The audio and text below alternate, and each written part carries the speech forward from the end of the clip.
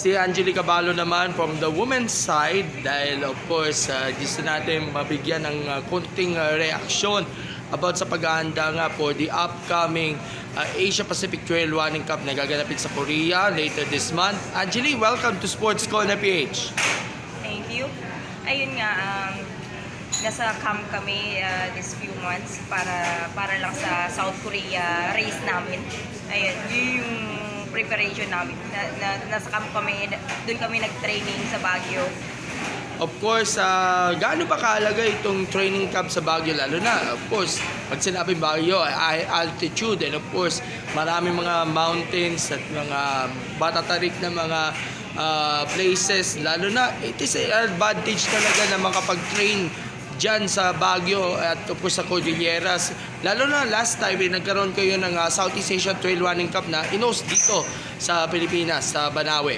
Yes, so ayun nga, napaka-technical nung ruta namin doon nung nakaraang month sa Buntok.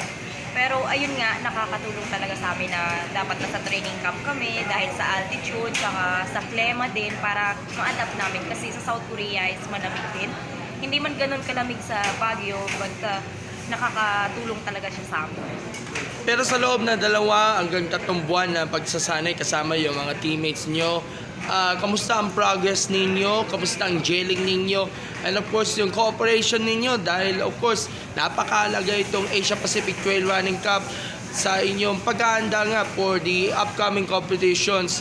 Especially, ang kinatarget ninyo is makapaabot sa World Championships ng trail running. Yes, dapat talaga nakasunod ko sa training program. Andiyan si coach na nag-guide sa amin. Kaya thankful kami kasi andiyan siya.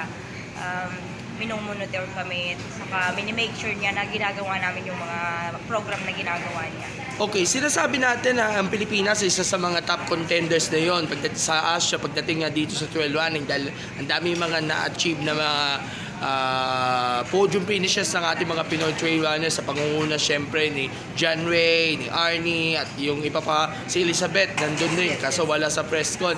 So do you think capable ba ang Pilipinas na makakuha nga ng podium finish doon sa competition? Oo naman, naniniwala ako sa mga ka-teammate ko na gagawin namin ang best namin at saka gagawin namin ang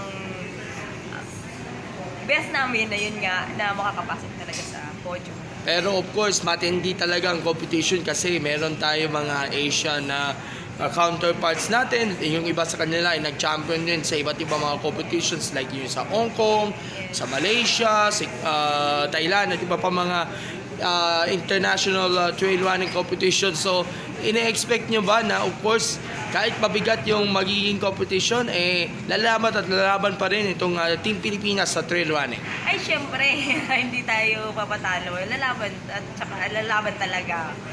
Oo, at base sa, of course, sa observation ni Coach Cristabel, malaki na yung improvements ninyo ng mga bawat teammates, lalo na unti-unti nakitaan kayo ng mga magagandang resulta sa competitions na nakatulong na rin upang mapalakas panlalo yung exposure at experience ninyo at preparedness para dito sa upcoming Asia Trail Running Cup.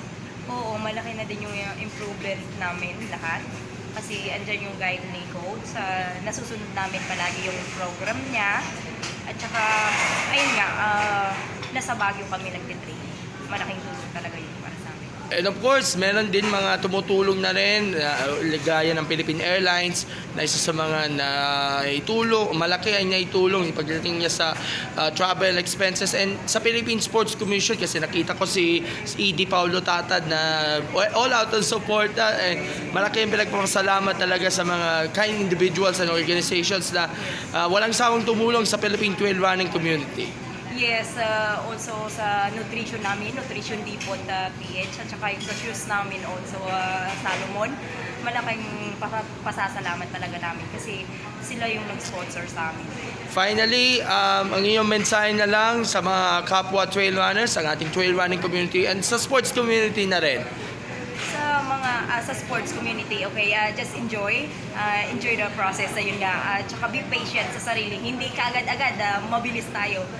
of course, magsa-start talaga tayo sa mabagal. Pero be patient lang sa sarili. Maaabot mo din kung ano yung gugustuhin mong pace o mapupuntahan o mare-race na kung ano mang race yan. Alright, Miss Angeli, alam ko mag-uumpisa na ang press con. So enjoy and good luck sa ating national team and all the best po. God bless! Thank you, thank you.